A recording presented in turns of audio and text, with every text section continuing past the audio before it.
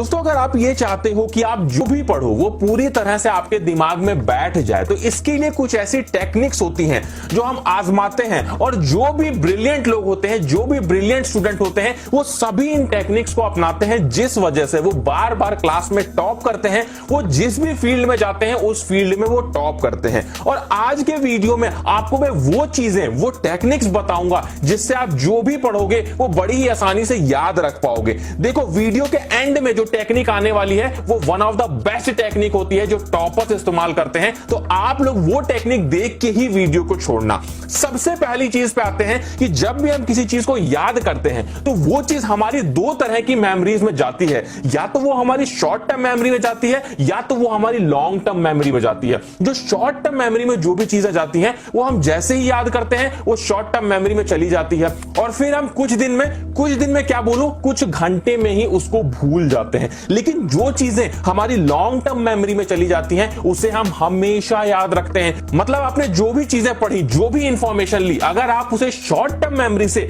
Long term memory में transfer कर लेते हो तो आप लोग उसे कभी नहीं भूलोगे। तो कैसे इंफॉर्मेशन को शॉर्ट टर्म मेमोरी से लॉन्ग टर्म मेमोरी में डालना है, इसकी बहुत ही एक अच्छी टेक्निक होती है। इसमें हम लोग क्या करते हैं, मान लीजिए आपने कोई भी चीज पढ़ी, आपने अभी पढ़ाई की, आपने बुक उठाई और आपने पढ़ाई की थोड़ी देर, उसके बाद में आपने जैसे ही उसको पढ़ लिया उसके बाद में आपको उसे रिपीट करना है। कब रिपीट करना है? पढ़ाई करने के आधे घंटे बाद में आपको बुक ले लेनी है और उस चीज को बिना बुक में देखे अपने दिमाग में रिपीट करते रहना है। जहां जहां पे आप फंसो वहां पे आपने हल्का सा बुक में देख लिया और फिर आपने अपने दिमाग में उसी चीज को फिर से रिपीट किया। उसके बाद क्या करना है, यही सेम टेक्निक आपको 3 घंटे बाद अपनानी है। मतलब आपने किताब अपने पास रखी और 3 घंटे जैसे ही पढ़ाई के बीत गए आपने उसको रिपीट किया अपने माइंड में और उसके बाद फिर से आपने इसी चीज को 10 घंटे बाद की। मतलब जो आपने एक चीज पहली बार पढ़ी उसको पहले 30 मिनट बाद अपने माइंड में रिपीट किया, फिर 3 घंटे बाद आप कुछ भी काम करके कुछ भी करके आए फिर से उसको रिपीट किया, फिर 10 घंटे बाद आपने फिर से रिपीट किया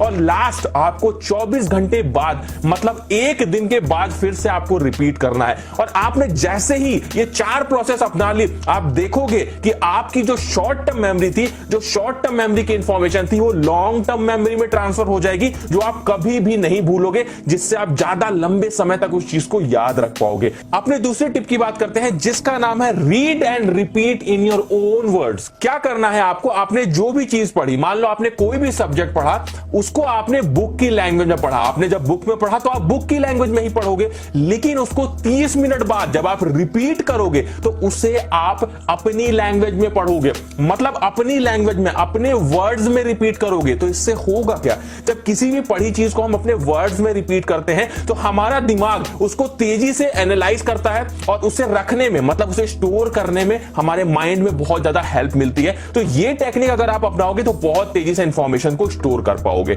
नेक्स्ट टिप की बात करते हैं जो कि बेहतरीन टिप है, लेकिन आप लोगों ने किसी ने इसे यूज नहीं किया होगा। आप लोगों को क्या करना है, जो भी चीजें आपने पढ़ी उसको आप लोगों को रिकॉर्ड कर लेना है अपनी वॉइस में। अगर आप लोग तेजी से बोल के किसी चीज को पढ़ोगे या उसे अपने वर्ड्स में बताओगे और उसे फोन में या किसी भी टेप रिकॉर्डर में रिकॉर्ड कर लोगे, टेप रिकॉर्डर तो वैसे लोग यूज नहीं करते हैं, तो फोन में ही अगर आप उसे रिकॉर्ड कर लोगे उस वॉइस को और उसको आप लोग एक दिन में 4 से 5 बार सुनोगे, जो आपने अपने वर्ड्स में रिकॉर्ड किया है उसे एक दिन में 4 से 5 बार सुनोगे तो वो चीज आपके माइंड में बैठ जाएगी और आप उसे कभी भी नहीं भूलोगे, जिससे आपको एग्जामिनेशन के टाइम पे हेल्प मिलेगी उस चीज को रिकॉल करने में। उसके बाद बात करते हैं नेक्स्ट टिप की। आप लोग को एक बात का ध्यान रखना है, जैसे मान लो आप लोग कोई एक टॉपिक पढ़ रहे हो, जैसे एक एग्जांपल देता हूं कि आप लोग फिजिक्स पढ़ रहे हो, तो जब आप लोग फिजिक्स पढ़ रहे हो तो आप लोग केवल और केवल फिजिक्स पे ध्यान लगाओ। उसके बाद में अगर आपको कोई और सब्जेक्ट पढ़ना है जो फिजिक्स से रिलेटेड नहीं है,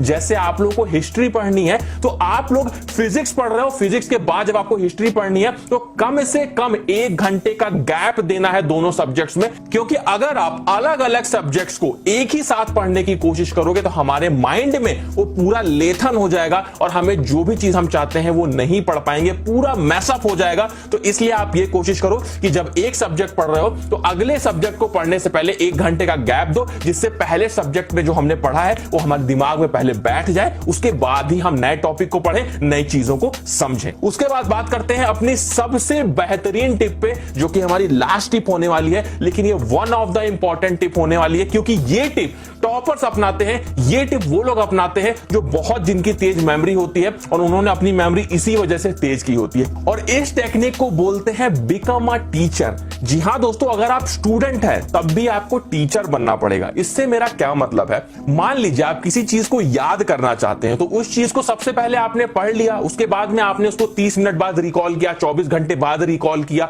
मतलब अपने माइंड में उसको रिपीट किया। उसके बाद नेक्स्ट डे आप लोग को क्या करना है, अपने किसी एक फ्रेंड को उसी टॉपिक को आपको पढ़ाना है। आप लोग क्या कर सकते हो, अपने फ्रेंड से बोल सकते हो कि वो दूसरा टॉपिक पढ़ के आए जो आपने ना पढ़ा हो, और आप वो टॉपिक पढ़ सकते हो जो आपके फ्रेंड ने ना पढ़ा हो, और आप दोनों लोग एक दूसरे को एज अ टीचर बन के एक दूसरे को उस सब्जेक्ट के बारे में, उस टॉपिक के बारे में समझाओगे। जब हम एज अ टीचर किसी को कुछ समझाते हैं तो उसके लिए हमारे दिमाग को बहुत तेज काम करना होता है, क्योंकि हम एज अ टीचर वर्क कर रहे हैं। तो जब हम उस चीज को किसी को समझाएंगे तो हमारा दिमाग बहुत तेज काम करेगा, जिससे जो भी हम चीज किसी को समझाएंगे वो हमारे दिमाग में बैठ जाएगी। और इससे दूसरा फायदा क्या होगा कि आपका जो फ्रेंड होगा उसके दिमाग में भी 50% चीजें बैठ जाएंगी, जिससे जब वो घर जाके दोबारा उस चीज को पढ़ेगा तो वो पूरी तरह से उसके दिमाग में बैठ जाएगी। तो ऐसे ही आपको करना है, एक चैप्टर आपके फ्रेंड ने पढ़ा, एक चैप्टर आपने पढ़ा, अगले दिन दोनों लोगों ने एक दूसरे को एज अ टीचर बन के समझाया उस चैप्टर के बारे में,